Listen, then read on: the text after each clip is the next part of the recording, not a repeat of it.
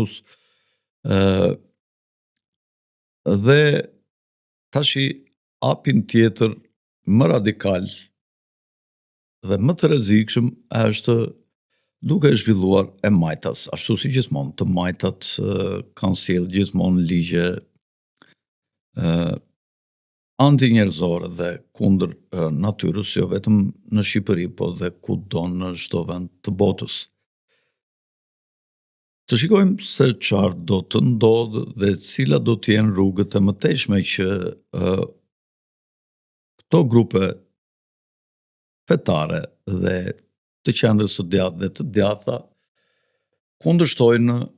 kalimin e këtij ligji, i cili me sa duket do të kalohet nga të majtës shqiptar dhe nga Edi Rama, i cili ka vënë 93 deputetët apo 92 i ka vënë në rresht dhe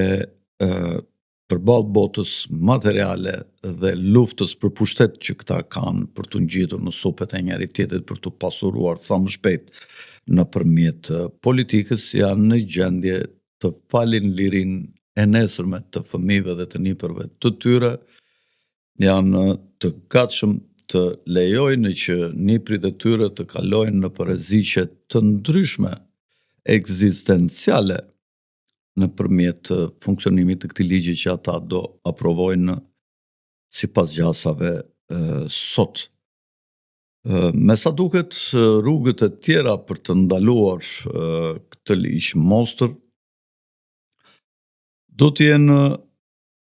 kërkesat në gjykatën kushtetuese për ta frenuar